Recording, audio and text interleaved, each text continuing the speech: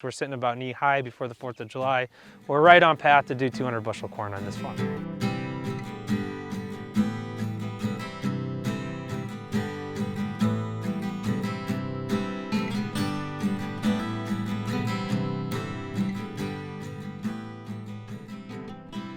Hello, I'm Steve Sinkula and I'm the CEO and co-founder of AgriSecure. One of the reasons that organic production is so attractive for U.S. farmers is that organic corn over the last 10 years has averaged about $9 per bushel, or 2 to 3 times conventional corn. This happens without a very modest increase in expenses, and if you do it right, if you do it professionally, organic corn can be fairly high yielding and therefore an extremely profitable crop.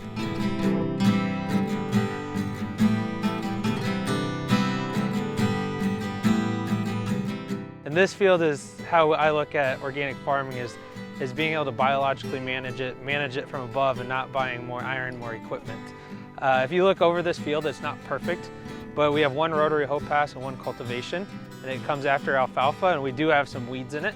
And long term, if our plan was to do corn and soybeans on this field, they would become a significant issue. But with what we've been looking at in our farm is incorporating a lot more alfalfa and small grains and organic corn, and how to do that and still be very profitable but do less work. And this field is the epitome of what we've been trying to do on our farm and get to that point. And what AgriSecure does is we work with farmers to understand the best practices for organic corn, but also working through a rotation that sets you up for really profitable, really high yielding corn years. And one of the things that entails is really working in a systematic fashion each year, thinking through your entire farm plan, and then every field rotation for every field that you have.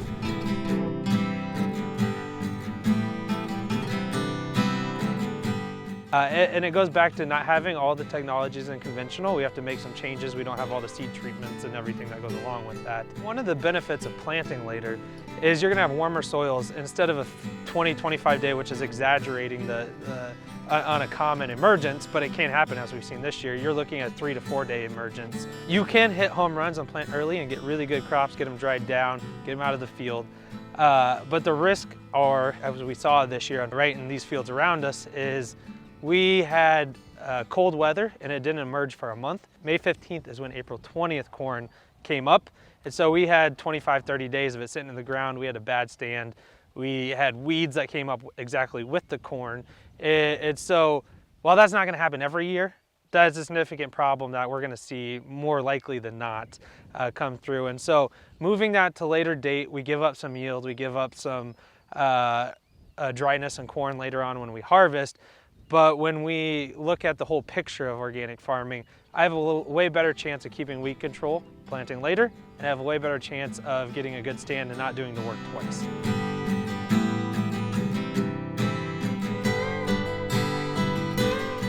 Thinking about this as a holistic view of what was going to happen in our farm year after year, we'll come in April and we'll disc down the alfalfa.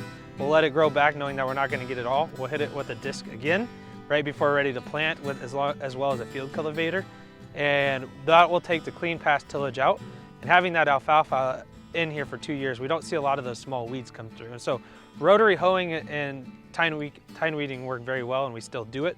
But we don't see that early on weed pressure. And what happens in alfalfa fields or corn after alfalfa is if I miss 2 weeks in an organic corn soybean field, I have real problems that are gonna come. If I miss 2 weeks in an alfalfa field that's been alfalfa for 2 years, I get probably an extra week and a half to make those, not mistakes, but weather challenges and all that type of stuff that we've seen on our ground.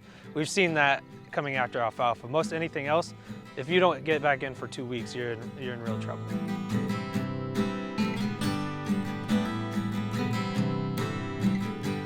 If you're following a soybean or following a small grain, you might have a different weed management program that you're going through. Could look similar to maybe 1 to 2 passes prior to emergence of a tine weeder or a rotary hoe. And then once that corn emerges, really staying at a very frequent cadence is a good, will give you a good result in weed management. Every 3 to 5 days, going and really just minimally disturbing the soil. Tine weeders, rotary hoes are great minimal till type devices. If you just stirrate that soil a little bit, you're gonna prevent future weeds from growing. Really targeting that white root hair stage is a point in time in which minimal effort to really keep your field clean, and then follow through just a few cultivation passes and you should have a really good result. If you do have a flamer, that would be a good technique to use depending on your weed cycle as well. Right now on my farm, nitrogen is my limiting factor to be able to grow a very good corn crop. I'm working on trying to achieve my conventional yields and actually surpass my conventional yields on my farm. And so nitrogen truly is a limiting factor, and spoon feeding nitrogen to my crop is what I'm trying to do. In order to get some late season nitrogen, I'm attempting to grow at my last cultivation pass, right prior to canopy, I'm going to be interseeding a variety of different species as a cover crop just to see if I can quantify any nitrogen benefit to that crop. I'm convinced that I'll get nitrogen benefit for a subsequent crop, but I'm also just trying to quantify, will I get any short-term benefit. So I'm going to do that right before canopy happens. And there are some cover crops that are more shade tolerant. Crimson clover is an example of a nitrogen fixating cover crop, as well as something that is also shade tolerant. So I'm going to be doing some experiments with that this year and trying to quantify when that nitrogen will be available. And so in our seed, this is non-GMO seed, we have $64 an acre into seed. And fertilizer, we did lime this field, we did put calcium sulfate on and 2 tons of manure. And so we have about $200 an acre into this field of fertilizer.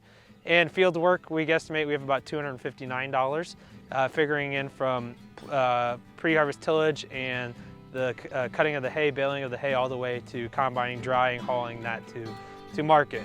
So we have a $300 rent on this farm, and we figure we have about $50 of overhead. Brings our total cost right around $890 an acre to $900 an acre total cost into our organic corn production. We figure we put 151 bushels on this field because that's our APH that we're building up. We figure it'll be closer to that 190, 200 bushels, but if we figure in 151 at $9, that's our contract this year, we're figuring about $1,400, $1,350 of revenue. So net income about $500 roughly on this farm, and that's not figuring in the $200 that we took off with alfalfa. So we're your partner in organics. We'll sit with you, we'll help you understand what those best practices are. We'll help you understand what innovation you might be able to bring to your farm. And we'll be there during the season when, as we all know, nothing goes exactly as planned every year. So we're there when something changes to help you think through what's the right decision for your farm, not only for that year, but for the future of the farm and the future of your family.